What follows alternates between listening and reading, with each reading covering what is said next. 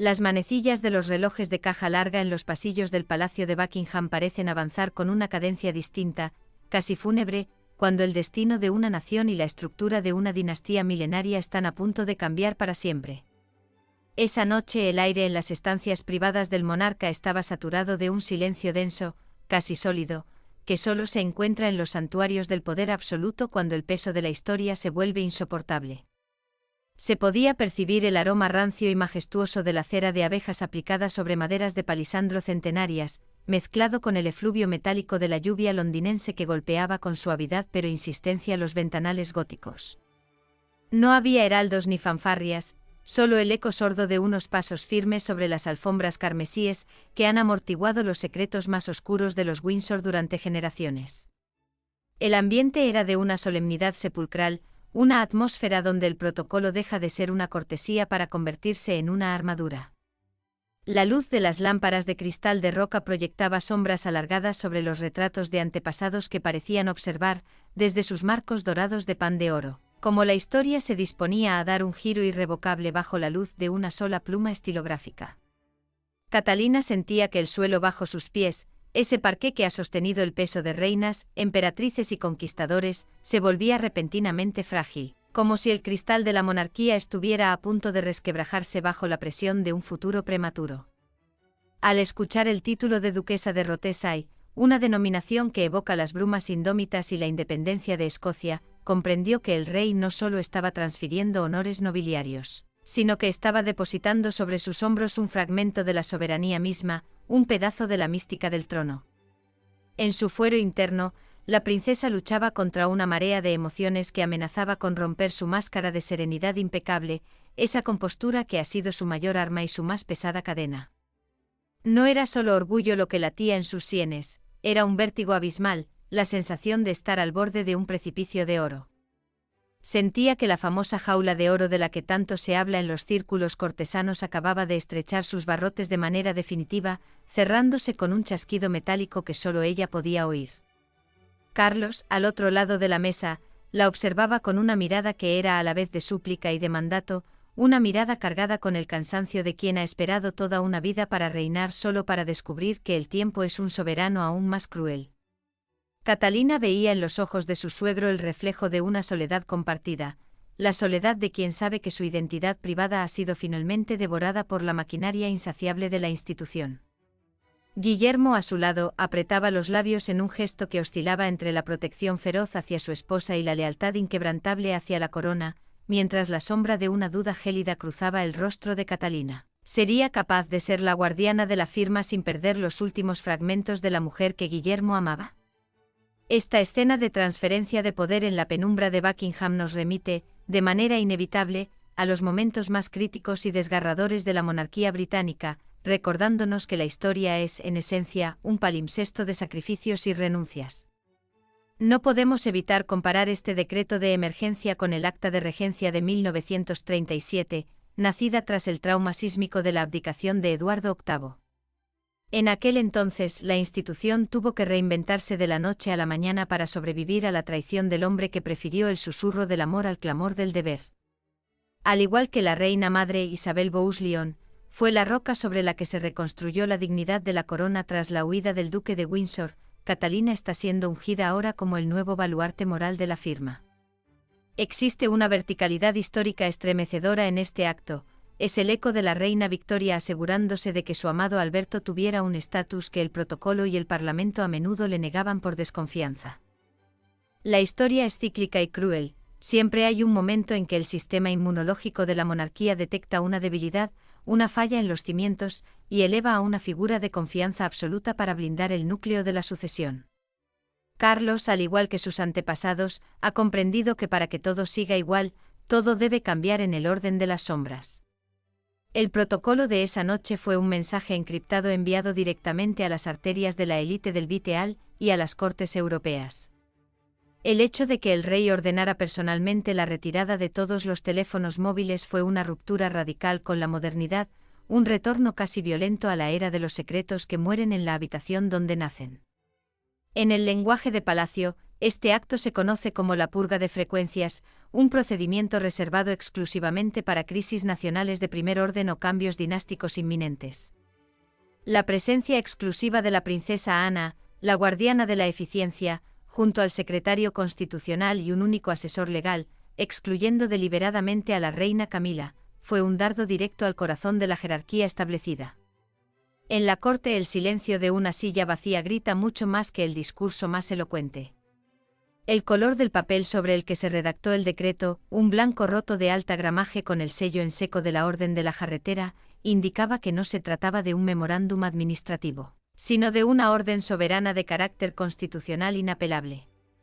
El gesto de Carlos al cerrar las pesadas puertas de roble personalmente, un acto que normalmente realizaría un paje de la escalera con guantes blancos, señalaba que lo que estaba a punto de ocurrir trascendía las funciones ordinarias de un monarca. Era el acto de un patriarca desesperado asegurando que el futuro de su estirpe no quedara a merced de la improvisación. Fuera de los muros de piedra de palacio, en los pasillos de servicio y en los sótanos donde los mayordomos y lacayos interpretan el estado de ánimo de la nación por la inclinación de una cabeza o el tono de una campanilla, el aire estaba cargado de una especulación febril. Los susurros en los clubes privados de St. James, como el Bodles o el Brooks, donde el jerez se sirve con el mismo rigor que hace 2 siglos, hablaban de una revolución silenciosa liderada por la hija del duque de Edimburgo. Se decía que los secretarios privados de la reina Camila habían sido vistos consultando frenéticamente los manuales de precedencia, temiendo que el nuevo decreto redujera su influencia a un papel meramente decorativo, una sombra en la corte de la nueva regente de facto. Entre la aristocracia británica, que observa cada movimiento real con la precisión de un escalpelo, el rumor de que Catalina ahora tenía acceso a los briefings secretos de seguridad nacional fue recibido con una mezcla de alivio y pavor cortesano. En los pubs cercanos al palacio, los escoltas de la policía metropolitana intercambiaban miradas de complicidad sobre sus pintas de cerveza, sabiendo que sus rutas, sus códigos y sus protocolos de protección estaban siendo rediseñados en ese mismo instante para una mujer que ya no era solo una consorte. El eco social era unánime en los círculos de poder. La firma había decidido que el futuro ya no podía permitirse el lujo de esperar a la muerte para reclamar su lugar legítimo en el centro del escenario mundial. A medida que el rey Carlos III avanzaba en la lectura del preámbulo, su voz, aunque cargada de una firmeza institucional, dejaba traslucir las grietas de un hombre que ha cargado con el peso de la espera durante 7 décadas. Duque de Rothesay. Conde de Carrick. Barón de Renfrew. Señor de las Islas. Cada título pronunciado era una piedra más en el edificio de la soberanía que ahora se inclinaba irrevocablemente hacia Catalina. El monarca explicó con una claridad que helaba la sangre, que el decreto de continuidad de la corona no era una simple formalidad nobiliaria, sino una necesidad operativa en un mundo donde la estabilidad es el bien más preciado y a la vez, el más escaso. Catalina escuchaba con la cabeza ligeramente inclinada hacia la derecha, una pose de estudiada humildad que ocultaba una mente analítica capaz de diseccionar cada implicación legal y política del texto.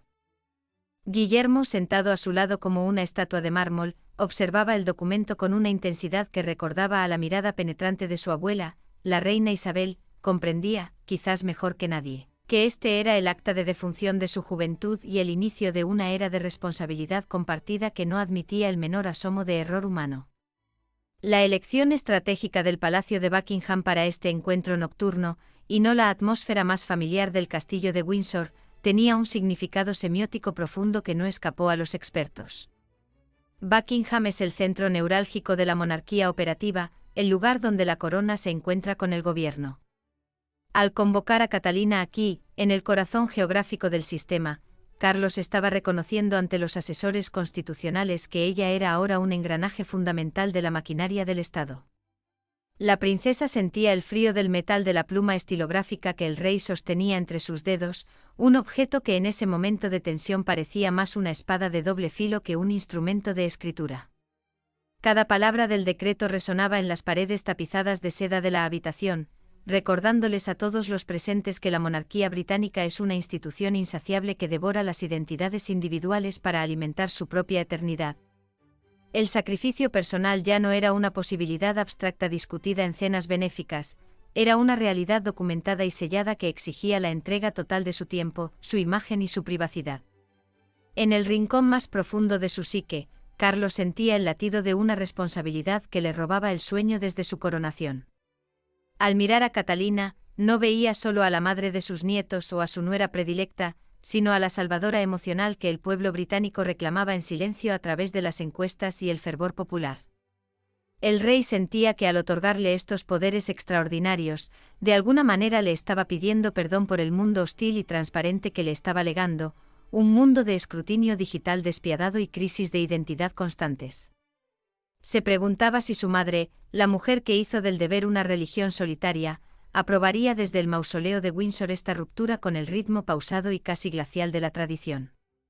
Catalina, por su parte, recordaba vívidamente sus primeros años en la familia, cuando el protocolo le parecía una coreografía extraña, a veces absurda y a menudo hostil.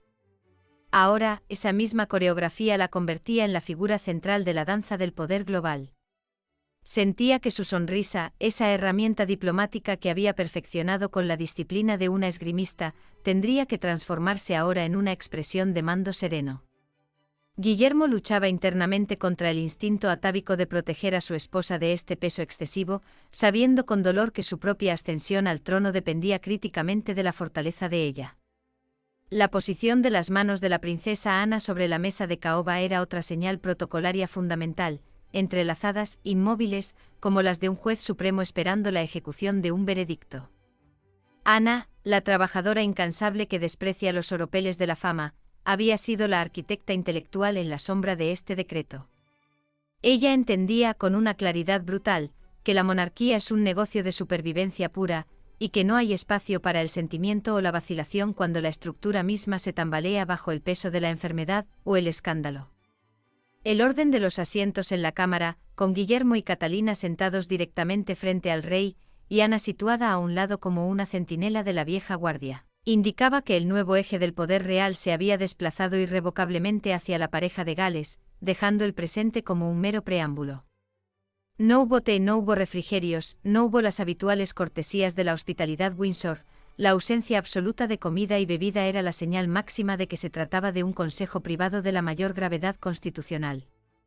Cada mirada intercambiada entre los asesores confirmaba que estaban asistiendo al nacimiento de un nuevo orden sucesorio, uno donde la competencia profesional y la aprobación pública pesaban ahora tanto como el linaje puramente sanguíneo. En los pasillos alfombrados de Westminster, los parlamentarios más veteranos, aquellos que han visto caer gobiernos y morir soberanos, comentaban en voz baja que el rey estaba preparando el terreno para una posible regencia parcial encubierta. Los rumores volaban por las galerías de los periódicos. Se decía que el primer ministro había sido informado mediante una carta sellada con lacre rojo, el color reservado exclusivamente para los asuntos que tocan la esencia misma de la soberanía británica. En los elegantes salones de la alta sociedad española, donde la admiración por la etiqueta de la corte de San Jaime es casi una religión laica, las mujeres de clase alta comentaban con un brillo de orgullo en los ojos la elegancia y la aparente facilidad con la que Catalina estaba asumiendo su destino manifiesto. Es una verdadera Windsor de espíritu, decían, reconociendo en ella la misma disciplina férrea que hizo legendaria a Isabel II durante 7 décadas. Mientras tanto, en los grupos de comunicación de la aristocracia londinense, la gran pregunta que flotaba como una nube negra era, ¿qué dirá Camila cuando descubra que su oficina ha sido puenteada? El silencio sepulcral de la reina consorte se sentía en las colinas de Gloucestershire como una tormenta eléctrica a punto de estallar sobre los jardines de Highgrove, marcando el inicio de una tensión familiar que ningún decreto podría resolver por completo. Es posible que la verdadera estabilidad de una monarquía milenaria dependa, en última instancia, de la capacidad de un monarca para sacrificar la paz de su propio hogar en favor de una figura que encarne la esperanza del pueblo. La medianoche en el Palacio de Buckingham no es simplemente una hora en el reloj, es un estado de ánimo, un velo espeso que cae sobre los salones de Estado, transformando el esplendor diurno en una penumbra cargada de presagios. El aire en la cámara privada del monarca estaba impregnado de un aroma a cera de abeja aplicada sobre maderas de palisandro centenarias, mezclado con el efluvio casi imperceptible del jerez seco y el olor metálico de la lluvia londinense que golpeaba con suavidad rítmica los cristales góticos. Se podía escuchar el sordo latido del reloj de caja larga, un cronómetro de la historia que parecía marcar no los segundos, sino el pulso mismo de una dinastía que intentaba blindarse contra el tiempo. No había heraldos ni fanfarrias, solo el eco de unos pasos firmes sobre las alfombras carmesíes que han amortiguado los secretos más oscuros de los Windsor durante generaciones. Las sombras proyectadas por las lámparas de cristal de roca danzaban sobre los retratos de antepasados que parecían observar, desde sus marcos de pan de oro, cómo la historia se disponía a dar un giro irrevocable bajo la luz de una sola pluma estilográfica. El ambiente era de una solemnidad sepulcral, una atmósfera donde el protocolo deja de ser una cortesía para convertirse en una armadura legal contra el caos. El rey Carlos III, sentado ante su escritorio de caoba, sentía que cada cláusula de este decreto de emergencia era un fragmento de su propia soberanía que se desprendía de sus manos para ser entregado a la próxima generación. En su fuero interno, el monarca luchaba contra una marea de melancolía y urgencia. No era simplemente un acto administrativo, era la confesión tácita de su propia finitud. Sus dedos, que sostenían la pluma con una firmeza heredada de su madre, sentían el frío del metal, una sensación que le recordaba la dureza de la corona que tanto tiempo esperó portar. Catalina, sentada frente a él, experimentaba un vértigo abismal que amenazaba con romper su máscara de serenidad impecable. Sentía que la famosa jaula de oro de la que tanto se habla en los círculos cortesanos acababa de estrechar sus barrotes de manera definitiva, cerrándose con un chasquido metálico que solo ella podía oír en el silencio de la sala. Se preguntaba si su identidad como mujer, como madre y como esposa estaba siendo devorada por el monstruo insaciable de la institución. Guillermo, a su lado, apretaba los labios en un gesto que oscilaba entre la protección feroz hacia su mujer y la lealtad inquebrantable hacia la firma. Mientras la sombra de una duda gélida cruzaba el rostro de Catalina al comprender que su vida privada acababa de ser sacrificada en el altar de la continuidad del Estado.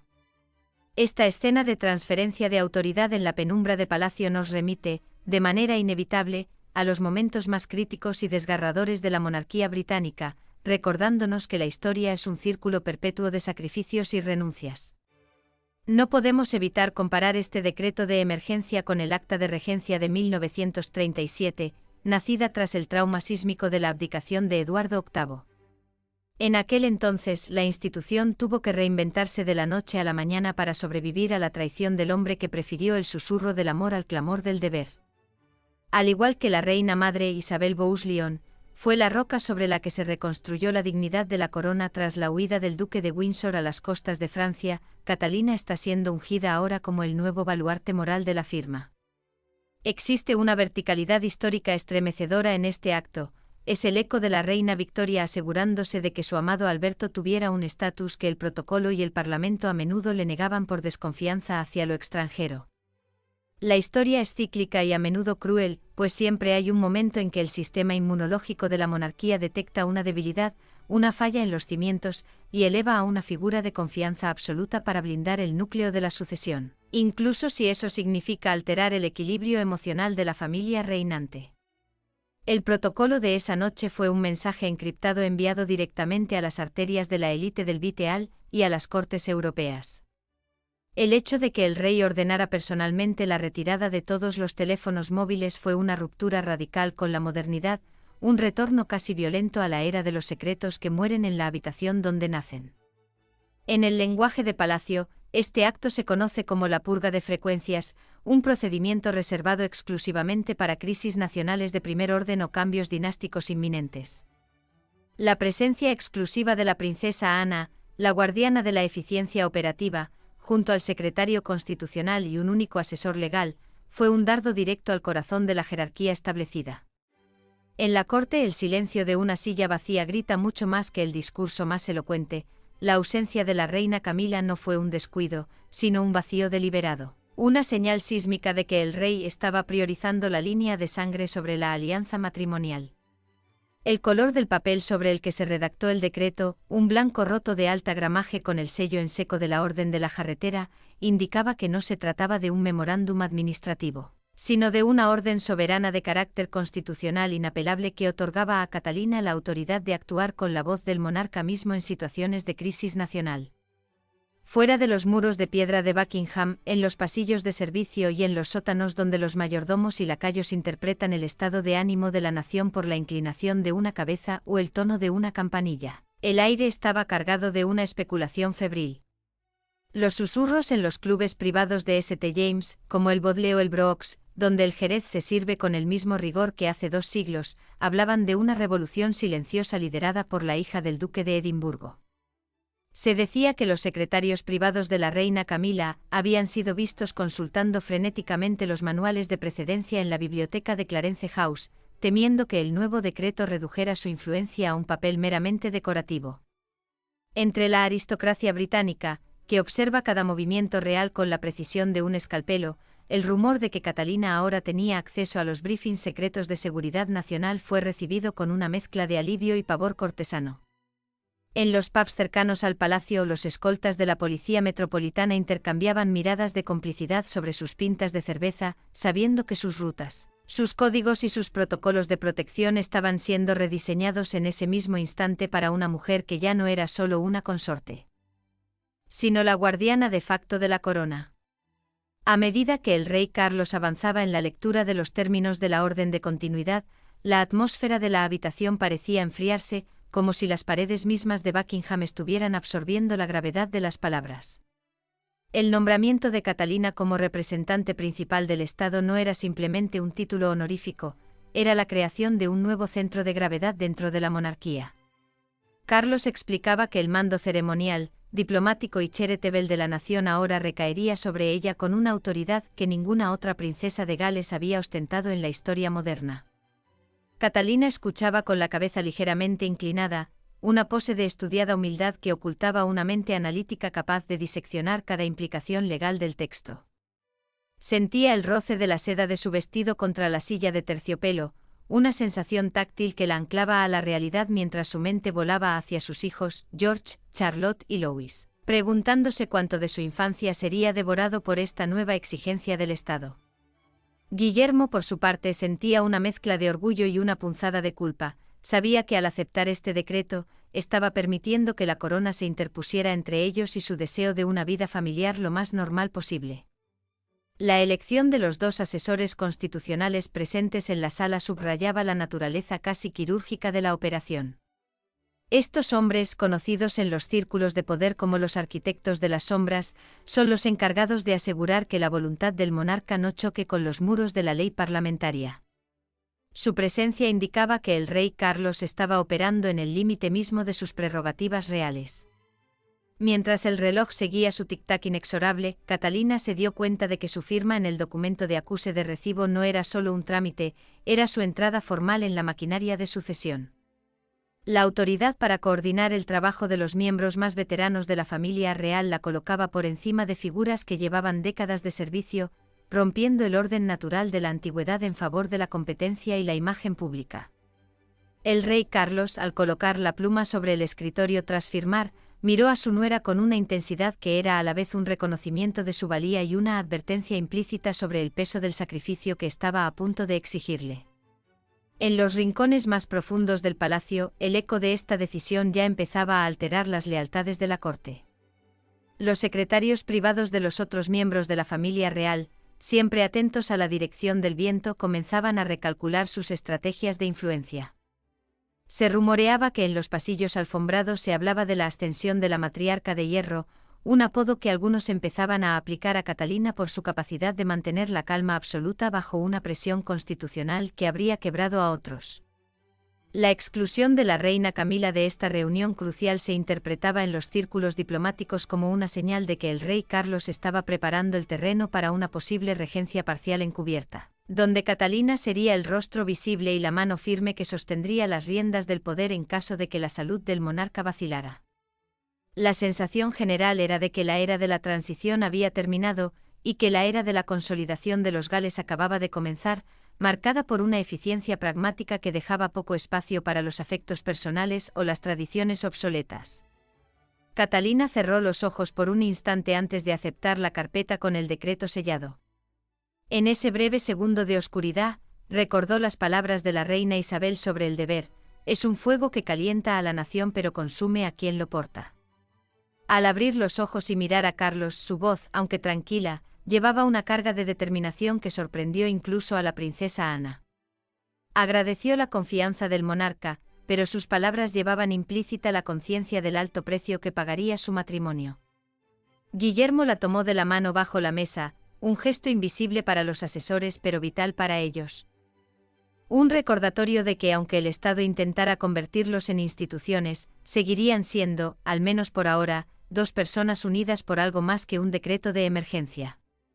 La reunión concluyó con la entrega de una copia sellada que sería enviada de inmediato a otra residencia real, un documento que llegaría como un rayo en mitad de la noche a las manos de alguien que descubriría que su lugar en la jerarquía real acababa de ser alterado de manera permanente e irreversible.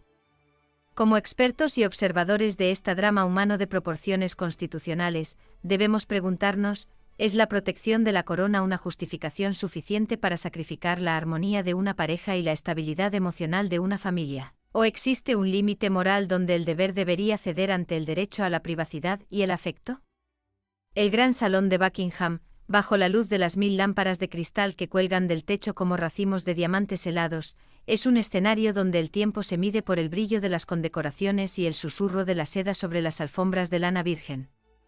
Aquella tarde de la recepción de los líderes de la Commonwealth, el aire estaba cargado de un perfume complejo, el aroma de las gardenias frescas que adornaban los pedestales de mármol, mezclado con el olor metálico de la plata recién pulida y el rastro casi imperceptible de incienso que parecía emanar de las maderas de palisandro. Se podía escuchar el murmullo de 54 naciones, una polifonía de acentos y protocolos que chocaban entre sí en un ballet diplomático de una complejidad extrema. El calor de los cuerpos, a pesar de los techos altos y la ventilación discreta, creaba una atmósfera de invernadero real, donde cada gesto era observado por los espejos de pan de oro que cubrían las paredes, testigos mudos de siglos de alianzas y traiciones.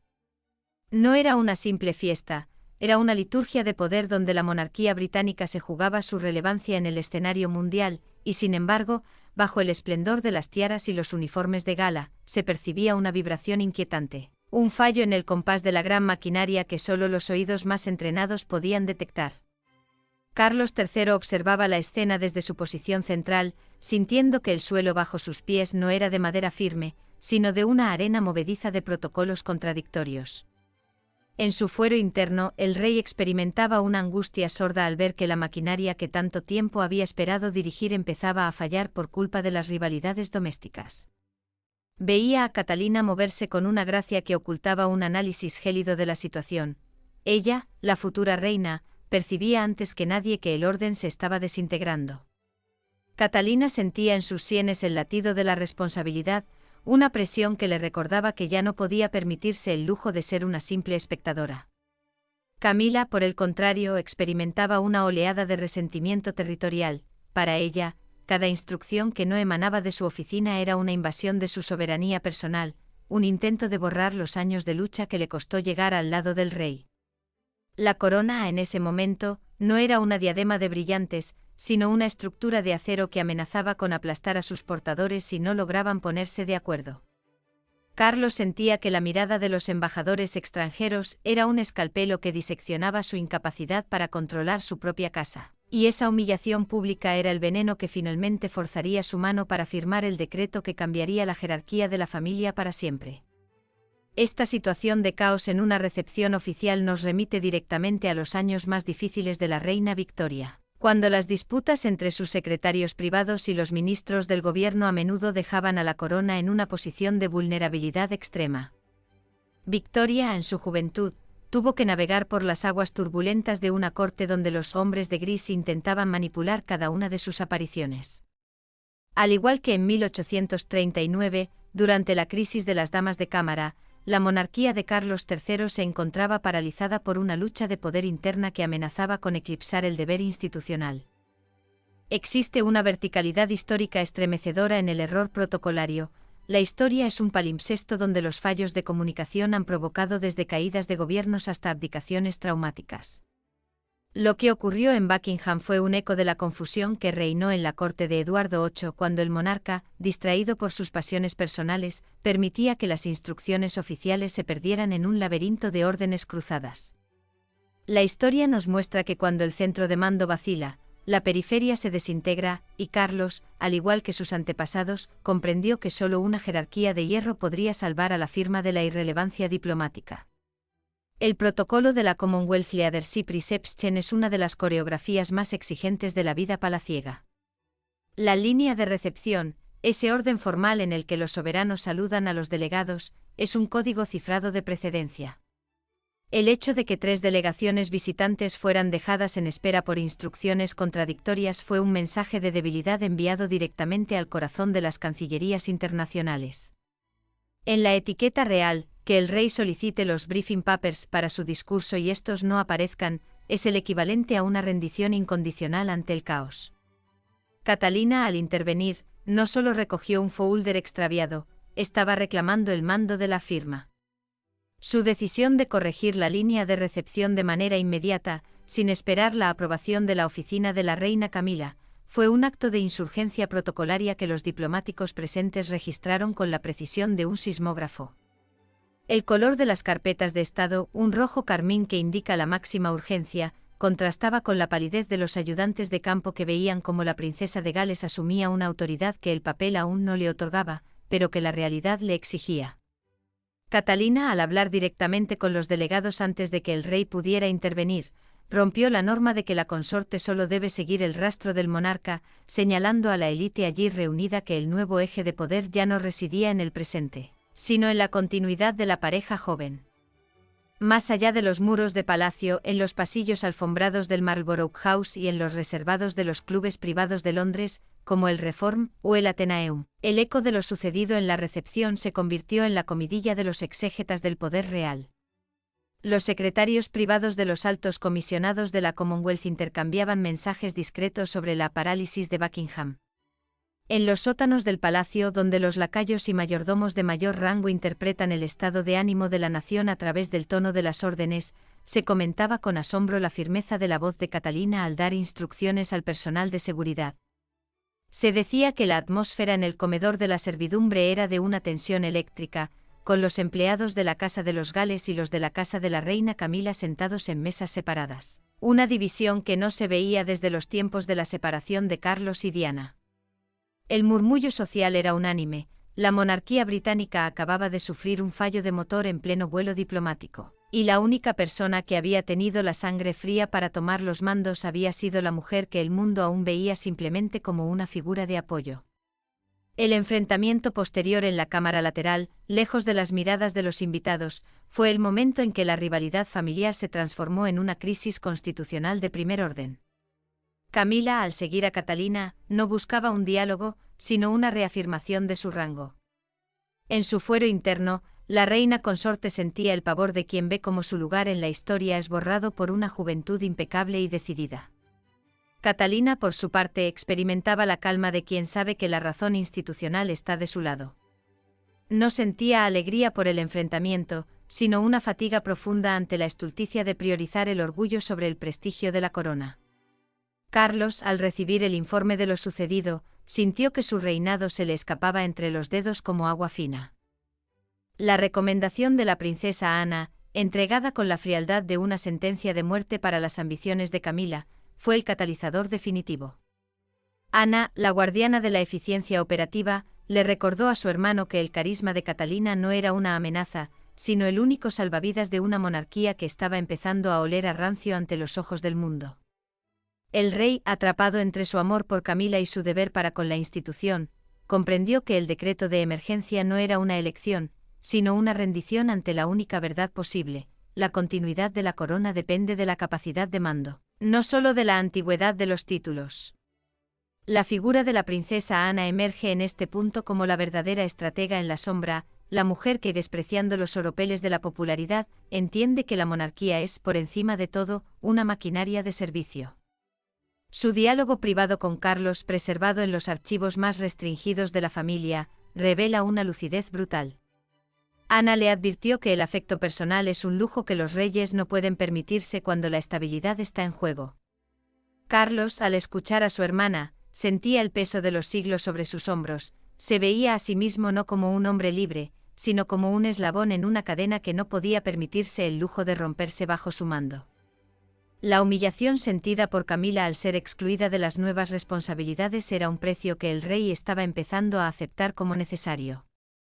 Catalina, mientras tanto, en la intimidad de su oficina, contemplaba el nuevo calendario que le había entregado Ana. Un calendario que devoraría su vida privada, sus horas con sus hijos y su propia identidad, pero que aseguraría que, la próxima vez que el mundo mirara hacia Buckingham, no vería confusión, sino la imagen imperturbable de una soberanía compartida y blindada contra cualquier debilidad humana. Este cambio tectónico en la estructura de mando real no fue una decisión tomada a la ligera, sino el resultado de semanas de análisis gélido por parte de los asesores constitucionales. Carlos, al autorizar a su hermana para construir el marco operativo del decreto, estaba firmando una abdicación emocional parcial. El rey sabía que al elevar a Catalina, estaba convirtiendo su propia oficina en una transición hacia el futuro. El sentimiento de pérdida en Camila era casi físico, sentía que los pasillos del palacio se volvían más largos y las miradas de los cortesanos más esquivas. Catalina, por su parte, se enfrentaba a la paradoja de haber ganado una batalla que nunca quiso luchar. La autoridad que ahora ostentaba se sentía como un manto de plomo, hermoso a la vista pero sofocante en el día a día. El primer signo externo de este cambio fue la reorganización de los maletines de Estado. Ahora, por primera vez en la historia moderna, una princesa de Gales recibiría la documentación de seguridad nacional al mismo tiempo que el heredero, eliminando el filtro de la casa de la reina consorte y estableciendo un canal directo de mando que nadie, ni siquiera el monarca, podría ya revocar sin provocar un cisma institucional. El impacto en la aristocracia y en el cuerpo diplomático fue el de una revelación. En las embajadas de todo Londres, los informes enviados a las capitales extranjeras hablaban de la consolidación de los Gales. Se percibía un alivio en los círculos gubernamentales, por fin había un centro de gravedad claro. Sin embargo, el coste humano dentro de los muros de Clarence House y Buckingham era incalculable. La monarquía británica acababa de demostrar que en el siglo XXI, la supervivencia de la imagen es tan vital como la legitimidad de la sangre.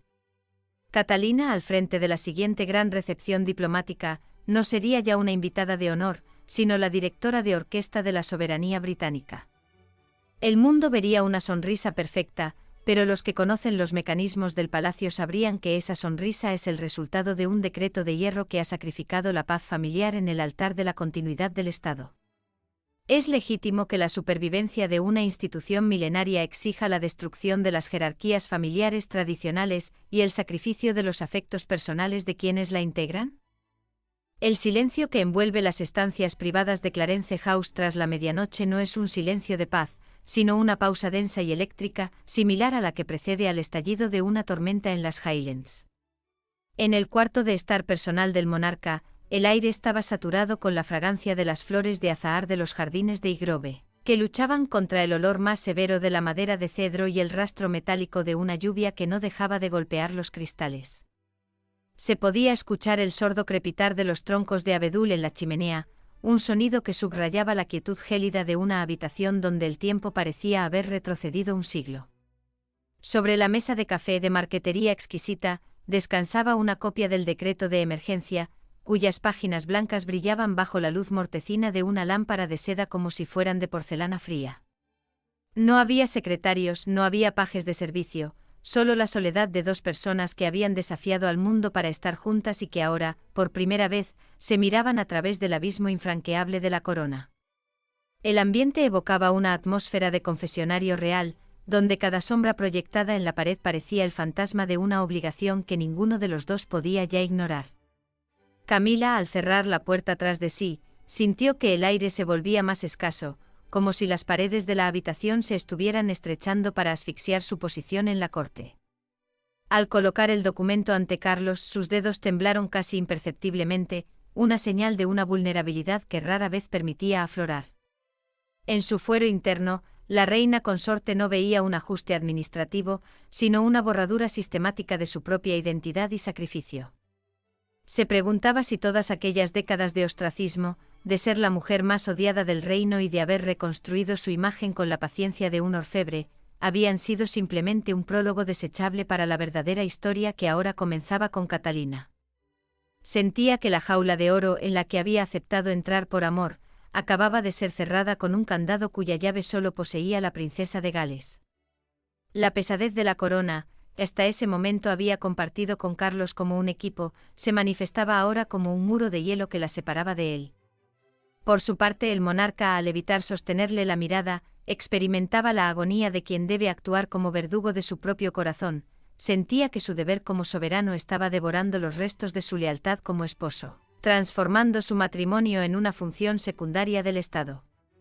Esta colisión entre el afecto privado y la necesidad dinástica nos remite a una verticalidad histórica estremecedora, recordándonos que la monarquía británica es una institución que no tiene memoria para el amor cuando la supervivencia está en juego. Es imposible no ver en los ojos de Camila el reflejo de la desolación que debió sentir la reina Alejandra cuando, tras la muerte de Eduardo VII, vio cómo su influencia se desvanecía ante la llegada de la nueva era de la reina María de Teck. La historia es un palimpsesto de mujeres consortes que, tras haber sido el pilar de un hombre, fueron relegadas a la penumbra de la viudez o la irrelevancia en favor de la línea directa de sucesión.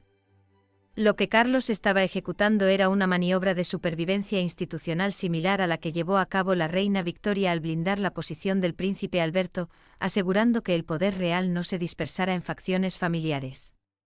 La historia es cíclica y cruel. Tal como Eduardo VIII sacrificó el trono por una mujer, Carlos estaba ahora sacrificando la posición de su mujer para salvar el trono, invirtiendo la polaridad de la tragedia de 1936 para asegurar que el siglo XXI no conociera la inestabilidad. El protocolo de este encuentro fue un lenguaje de gestos mínimos que comunicaban una derrota total. El hecho de que Camila dejara el decreto sobre la mesa en lugar de entregarlo en mano fue una ruptura de la etiqueta interna, una señal de que el respeto institucional había sido superado por el dolor personal. En la corte, el silencio del rey tras la pregunta de si la estaba reemplazando equivale a una confirmación constitucional. En el Código de los Windsor, lo que no se niega de inmediato se convierte en ley de facto. El detalle de Camila quitándose uno de sus anillos y colocándolo junto al documento fue un mensaje cifrado de una potencia devastadora. Era el símbolo de una unión que se ponía a prueba frente a un papel del Estado. El uso de la oficina de la princesa Ana para ejecutar la transición, puenteando la oficina de la reina, indicaba un cambio en el orden de precedencia real que la élite de Londres interpretó como una regencia en la sombra.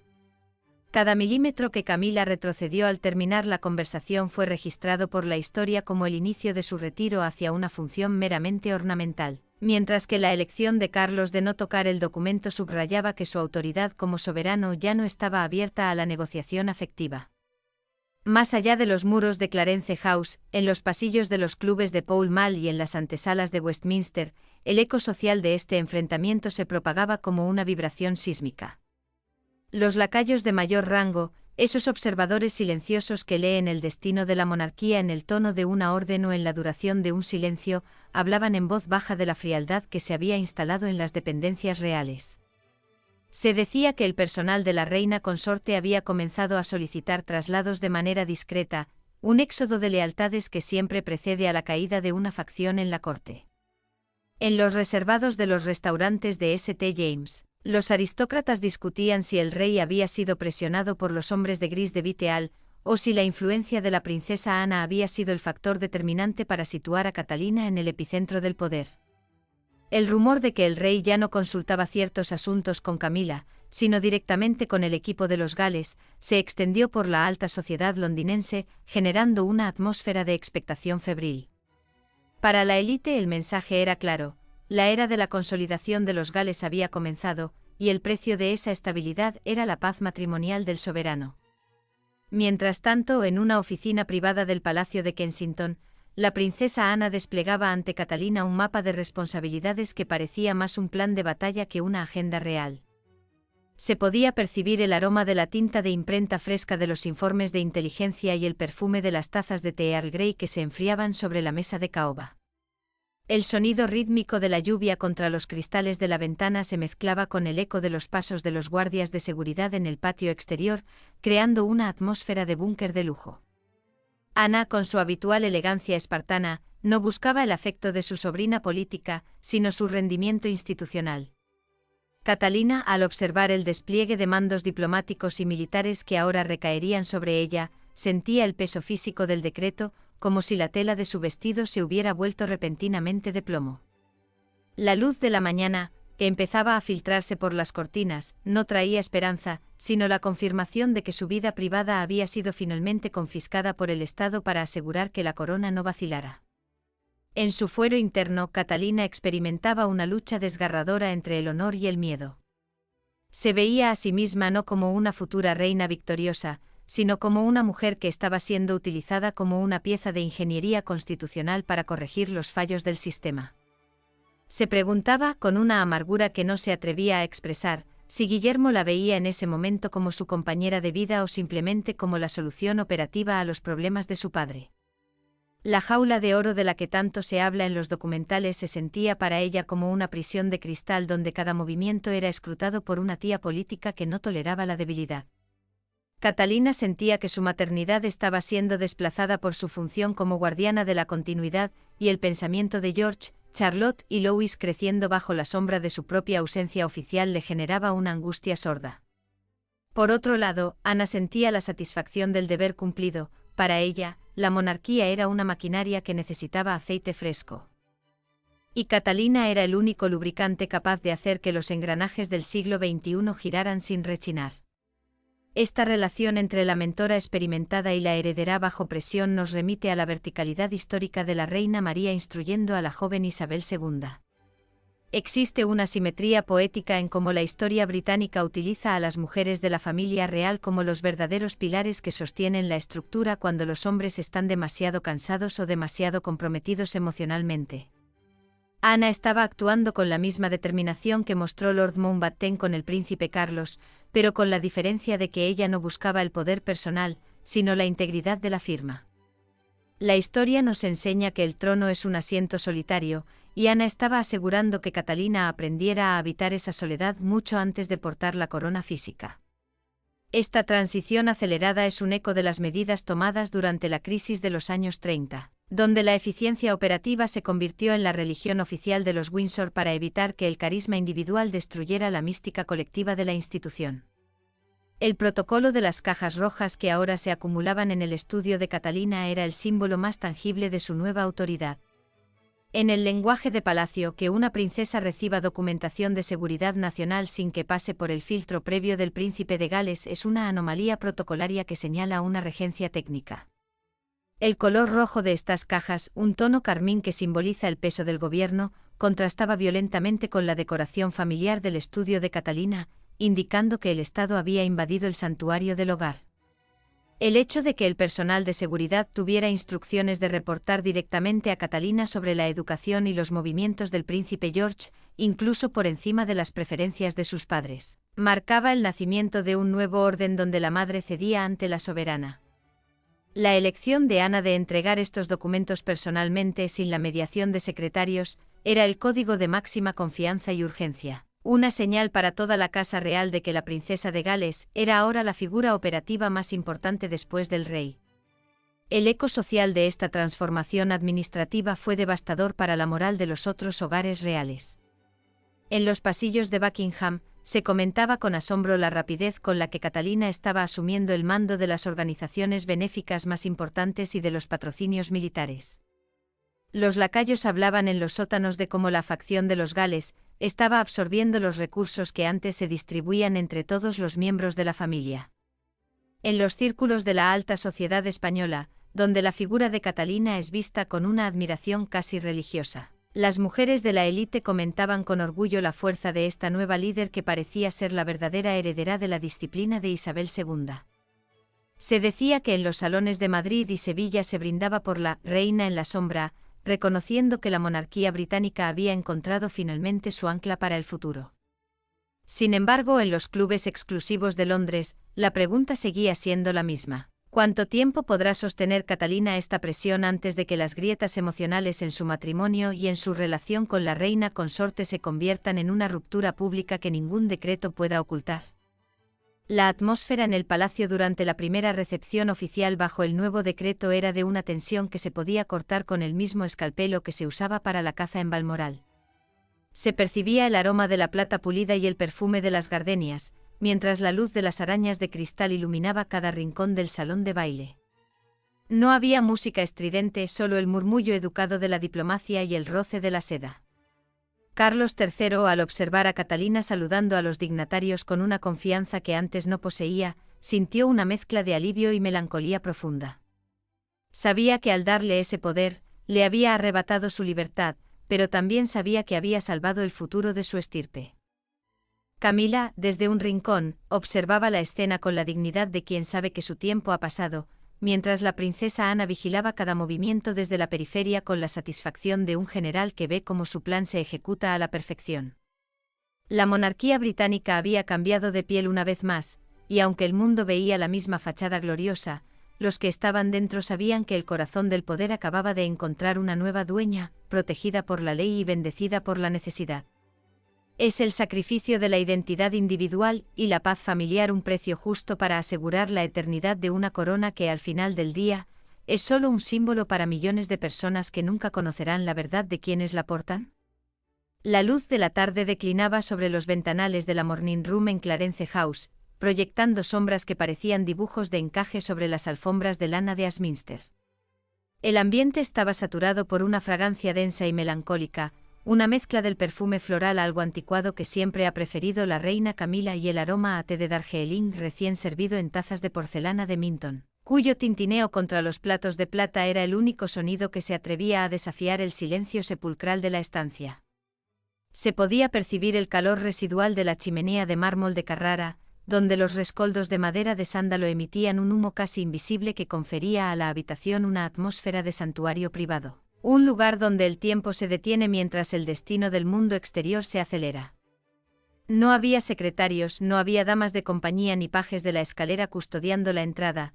La puerta de caoba maciza se había cerrado con una finalidad que recordaba al cierre de una tumba real, dejando a las dos mujeres más poderosas del Reino Unido frente a frente, sin el escudo del protocolo público y con el peso de un decreto de emergencia que acababa de cambiar el eje de sus vidas para siempre.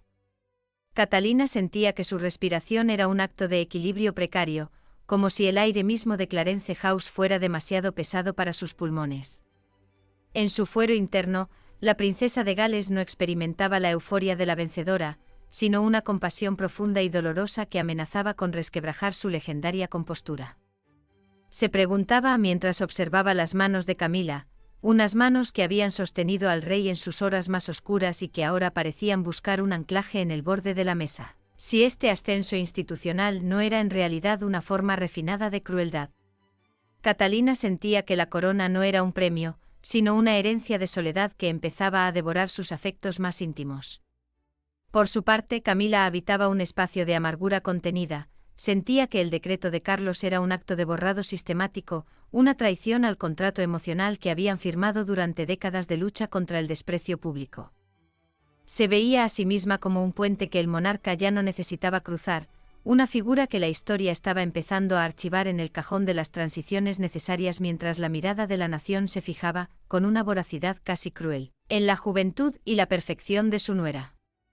La jaula de oro se sentía para ambas más estrecha que nunca, una estructura donde el poder se paga con el aislamiento y donde el honor se mide por la capacidad de sonreír mientras el corazón se congela bajo el peso del deber. Esta confrontación silenciosa entre la consorte actual y la futura soberana nos remite a una verticalidad histórica estremecedora, recordándonos que la monarquía británica es una institución que tritura las individualidades para alimentar su propia mística de continuidad. Es imposible no evocar el año 1953, cuando la reina madre, tras la muerte de George V, se encontró de repente relegada a una posición secundaria mientras su hija, la joven Isabel II, asumía el mando absoluto. Aquella tensión entre la madre que lo había dado todo por la corona y la hija que ahora la ostentaba se resolvió mediante una distancia respetuosa pero gélida, una lección que Camila parecía estar recordando en ese momento. La historia es un palimpsesto de rivalidades femeninas en el corazón del poder, tal como la reina María de Teck tuvo que navegar las aguas turbulentas de la abdicación de su hijo para salvar la dignidad de la firma. Catalina estaba siendo llamada ahora a ser la guardiana de una estabilidad que el rey sentía que solo ella podía garantizar. La historia es cíclica, siempre hay un momento en que la sangre nueva debe reclamar el territorio para evitar que el edificio se derrumbe. Y el decreto de Carlos era el eco moderno de las antiguas leyes de regencia que intentaban prever el caos antes de que éste se manifestara en las calles. El código del protocolo en aquel encuentro privado fue de una sutileza magistral, donde cada pequeño gesto cargaba con el peso de una ley no escrita.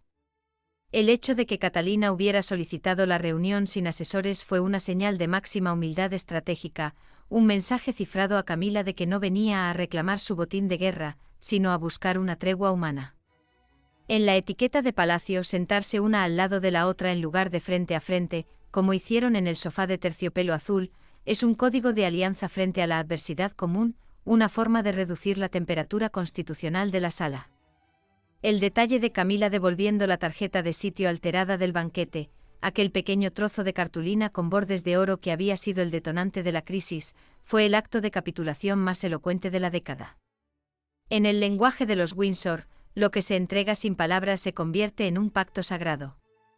La elección de servirte de Darjeeling, el favorito de la difunta Isabel II, era un recordatorio silencioso de que ambas estaban al servicio de una entidad superior, una soberanía que no pertenece a las personas, sino a la corona misma. Cada inclinación de cabeza de Catalina, un grado menos profunda de lo habitual, señalaba que el equilibrio de poder se había desplazado irrevocablemente, reconociendo a Camila como familia, pero ya no como la única autoridad femenina en la jerarquía operativa. Más allá de los muros de Clarence House, en los pasillos alfombrados del Palacio de Buckingham y en los reservados de los clubes privados de St. James, el eco social de lo que estaba ocurriendo generaba una vibración eléctrica que se sentía en todo el West End. Los lacayos de alto rango, esos observadores silenciosos que leen el destino de la monarquía en el tono de una orden o en la rapidez con la que se cierran las puertas, hablaban en voz baja de la restauración de los Gales. Se decía que en el Club Vites, el más exclusivo de Londres, los aristócratas brindaban por la firmeza de la princesa real, Ana, reconociéndola como la verdadera arquitecta de esta nueva era de disciplina operativa. El rumor de que el rey había sacrificado su paz matrimonial en el altar de la estabilidad dinástica se extendió como un incendio forestal por las cancillerías europeas, donde la figura de Catalina empezó a ser vista no solo como una consorte, sino como una regente en espera. La reacción en las calles fue de un alivio palpable. El gesto de una multitud depositando rosas blancas frente a las verjas de palacio fue interpretado por la élite como la validación popular de un cambio de guardia que el palacio aún no se atrevía a nombrar públicamente. El sentimiento generalizado en la alta sociedad española e internacional era que la firma había encontrado finalmente su ancla para el siglo XXI, una líder que sabía transformar el sacrificio personal en un arte de gobierno impecable. La atmósfera del anuncio público, apenas unos días después, fue de una solemnidad que rayaba en lo religioso. Los estudios de televisión de la BBC estaban sumidos en un silencio tenso mientras los presentadores ajustaban sus corbatas negras, una señal protocolaria de que lo que se iba a comunicar tocaba la esencia misma de la soberanía. Se podía escuchar el rítmico chocar de las pezuñas de los caballos de la caballería real contra el pavimento de Mall, un sonido que para el pueblo británico es el latido mismo de la continuidad. Buckingham Palace emitió el comunicado con una precisión de relojería, utilizando palabras como continuidad de la representación soberana y estabilidad a largo plazo. Términos técnicos que en el código cortesano significan que el rey ha decidido que su sucesor y la esposa de éste deben empezar a gobernar en todo menos en el nombre. La imagen de Catalina en el balcón, flanqueada por Guillermo y Carlos, mientras la reina Camila se mantenía en un segundo plano discreto, fue la confirmación visual de que la orden de emergencia era ya una realidad operativa. La luz del sol de Londres, filtrada por las nubes, iluminaba el rostro de Catalina con una claridad casi espectral, resaltando una expresión donde el triunfo no encontraba lugar, solo la resolución de quien ha aceptado una carga de la que nunca podrá despojarse. En su diálogo interno, Catalina sentía que el rugido de la multitud abajo, coreando su nombre, era un sonido agridulce. Se preguntaba si aquellas personas comprendían que cada aplauso era un compromiso que le robaba un poco más de su vida con sus hijos. Sentía que su sonrisa era una herramienta diplomática, un escudo que debía mantener levantado para que George, Charlotte y Louis pudieran tener una infancia algo más protegida, aunque ella supiera que el decreto ya había trazado el mapa de sus futuros. Guillermo a su lado apretaba su mano con una fuerza que era a la vez de apoyo y de disculpa. Él sabía que le estaba pidiendo que fuera la roca de su reinado mucho antes de lo previsto. Carlos, por su parte, sentía el alivio de la tarea cumplida, pero también el dolor de ver cómo su propia oficina empezaba a convertirse en un preludio para el futuro. La monarquía, pensaba el rey, es un dios celoso que exige sacrificios constantes, y él acababa de entregar en el altar lo más preciado que tenía, el tiempo de paz de su familia. Catalina se sentía como una estatua de mármol que empieza a cobrar vida bajo la presión del Estado, una metamorfosis donde la mujer desaparece para que la institución pueda brillar sin fisuras. Esta transición pública nos lleva a una verticalidad histórica con la coronación de 1937, cuando tras el escándalo de Eduardo VIII, la familia real tuvo que presentarse ante el mundo como un bloque monolítico de deber y respetabilidad. Al igual que entonces, el uso del balcón de Buckingham como escenario para el anuncio visual del nuevo orden es una herramienta de propaganda dinástica que ha funcionado durante siglos. Catalina estaba emulando la misma serenidad que mostró la reina Isabel II en sus primeros años de reinado, una calma que no nacía de la falta de nervios, sino de la comprensión absoluta de que el símbolo es más importante que la persona. La historia nos enseña que el público británico necesita ver una jerarquía clara para sentirse seguro, y la disposición en el balcón, con Catalina ocupando un lugar central en la línea de visión del pueblo, era el eco moderno de la presentación de los herederos en la era Tudor o victoriana. El decreto de Carlos era la respuesta del siglo XXI a la fragilidad humana, una estructura legal que convierte la popularidad en autoridad y la lealtad en ley. El protocolo del anuncio se extendió hasta los mínimos detalles de la vestimenta y la gesticulación. Catalina eligió un abrigo de seda azul cobalto, el color de la Orden de la Jarretera, comunicando estabilidad, lealtad y un rango que rozaba lo soberano. El hecho de que el rey diera un paso atrás para dejar que Catalina saludara primero a los dignatarios fue una ruptura total con la precedencia tradicional, una señal sísmica de que ella era ahora la representante principal del Estado en la práctica. En el Código de la Corte, esta cesión de espacio físico por parte del monarca es el reconocimiento supremo de una autoridad compartida. El detalle de que la reina Camila no luciera joyas de la corona de gran importancia ese día, mientras que Catalina llevaba unos pendientes que pertenecieron a la reina Isabel II, fue interpretado por los expertos en etiqueta como el traspaso definitivo de la mística femenina de la monarquía. Cada movimiento en el balcón, cada intercambio de miradas entre los miembros de la familia, estaba diseñado para proyectar una unidad que ocultaba las cicatrices de la negociación privada, demostrando que la firma sabe que su poder reside en la capacidad de ocultar el dolor humano tras la cortina de la perfección institucional. El impacto en la sociedad británica y en las clases altas internacionales fue el de una revolución tranquila. En los salones de la aristocracia de Madrid y Marbella, las mujeres que han seguido la vida de los Windsor durante décadas comentaban con un brillo de orgullo en los ojos la maestría de Catalina. Es la heredera espiritual de la reina, decían, reconociendo en ella esa capacidad tan británica de transformar la carga del deber en una elegancia inalcanzable. En Londres, el titular del London Chronicle, la mujer en la que Carlos confía el futuro, se convirtió en el epitafio de la vieja guardia y el acta de nacimiento de una nueva era de pragmatismo real. Los lacayos hablaban en los sótanos de cómo la oficina de Catalina estaba absorbiendo al personal más brillante de Viteal, creando una estructura de poder paralela que nadie se atrevía a cuestionar. El sentimiento general era que la monarquía británica había logrado lo imposible, rejuvenecer su autoridad sin perder su aura de misterio milenario, situando a una mujer que no nació real en el epicentro de una soberanía blindada contra las tormentas del siglo XXI. La reunión final en el castillo de Windsor, bajo el techo blasonado de la capilla de San Jorge, fue el momento en que el decreto dejó de ser un papel para convertirse en un pacto de sangre.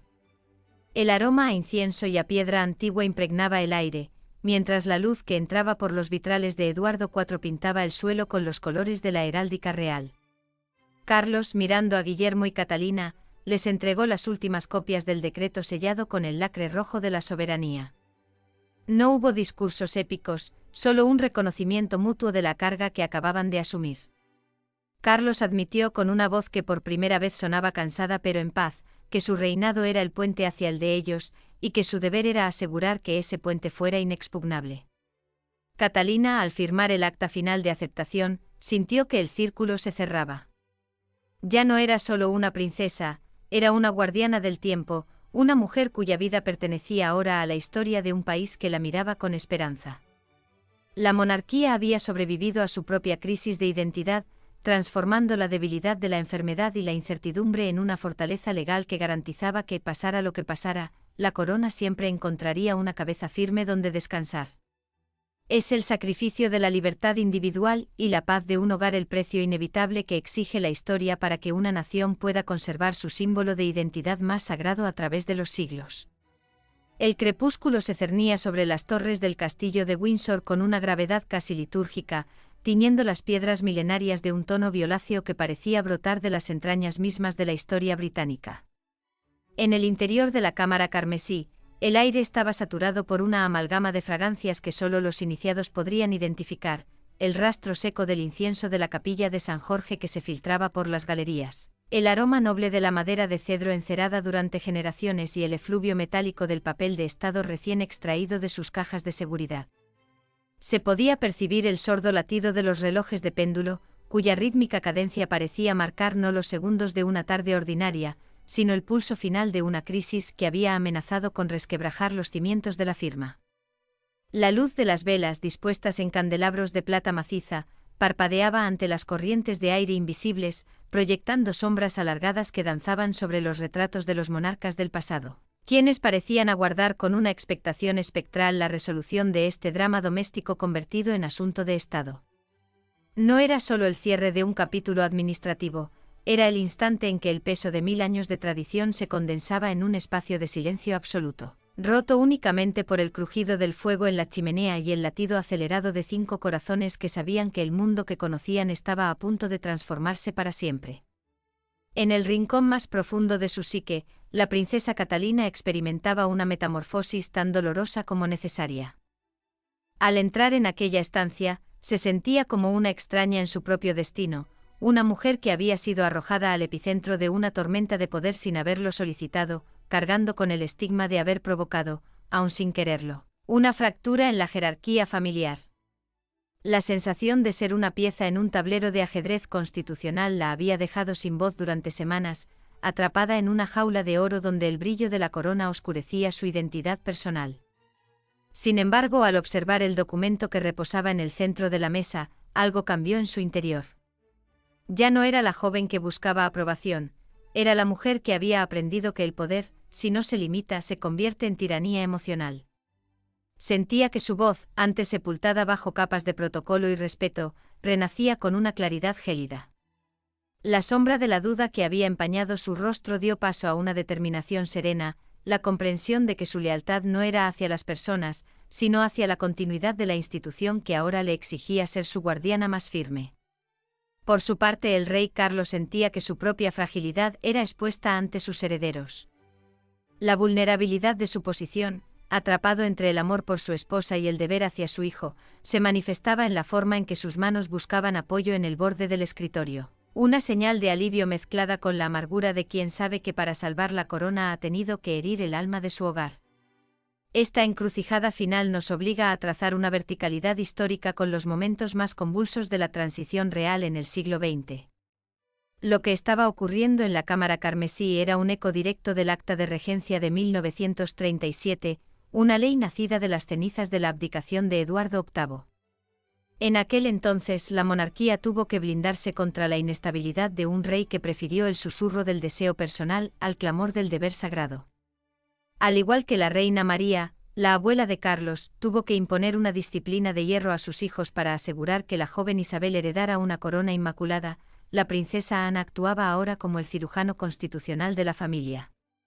La historia es un palimpsesto donde los mismos dilemas de poder y afecto se reescriben constantemente. La situación de Catalina, siendo elevada a una posición de autoridad de emergencia para proteger el futuro de su hijo George, recuerda vivamente a las maniobras de la reina Victoria para asegurar que el príncipe Alberto tuviera un estatus legal que nadie pudiera cuestionar, incluso frente a las reticencias de la vieja guardia aristocrática. Una vez más, la monarquía británica demostraba que su instinto de supervivencia es superior a cualquier tragedia individual, recurriendo a la ley escrita para sanar las heridas que el silencio y la rivalidad habían infligido en la carne de la dinastía. El protocolo de esta reunión final fue una obra maestra de la semiótica palaciega, diseñada para borrar cualquier rastro de la humillación que la reina Camila pudiera haber sentido.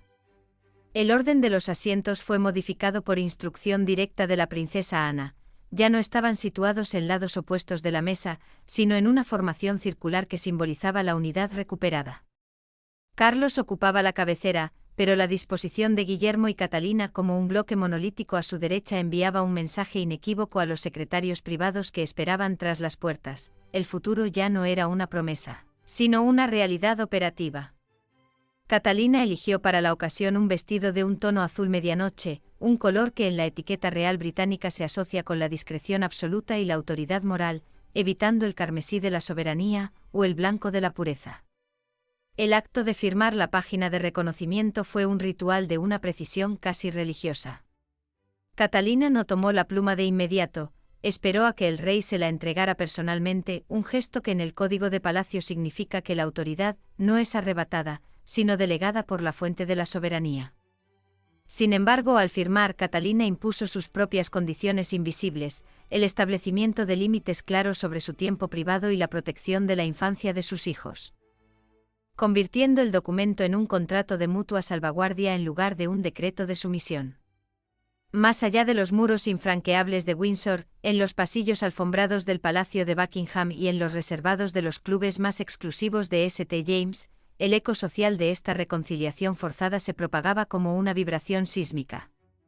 Los lacayos de mayor rango, esos hombres de rostros inexpresivos que son los verdaderos archivos vivientes de la monarquía, comentaban en voz baja la transformación del ambiente. Se decía que la atmósfera en el comedor de la servidumbre había pasado de la tensión eléctrica de la guerra de hogares a una calma vigilante. En los clubes como el Bodles o el Vites, los aristócratas y los antiguos secretarios de la reina Isabel discutían si el rey Carlos había demostrado debilidad al ceder ante las exigencias de Catalina o si, por el contrario, había tenido la astucia de una serpiente al situar a la princesa como el escudo humano contra cualquier crítica futura.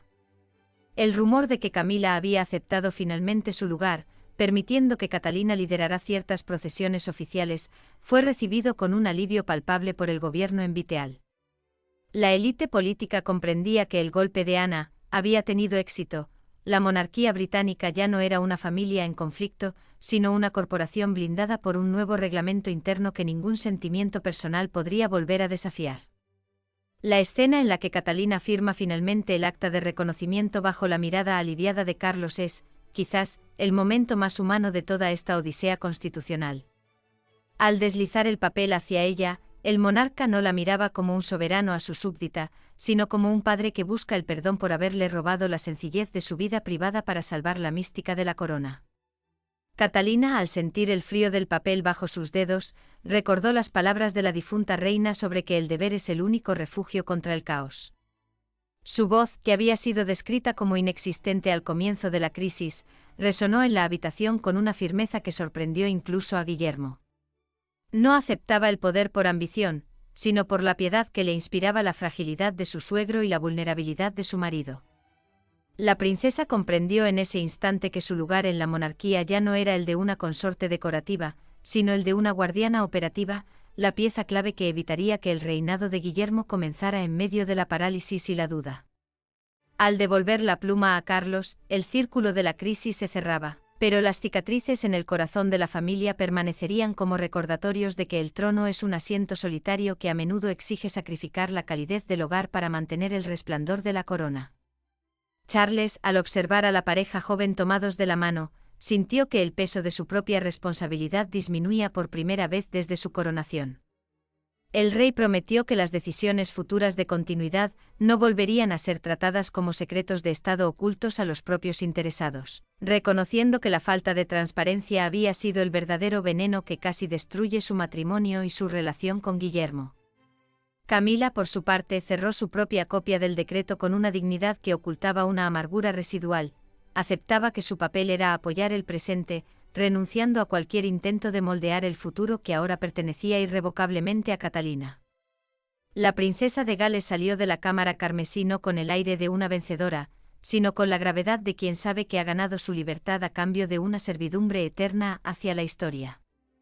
Sus fronteras personales habían sido respetadas, sus hijos estaban protegidos por cláusulas de hierro y su posición en la monarquía estaba asentada más allá de cualquier duda o intriga cortesana.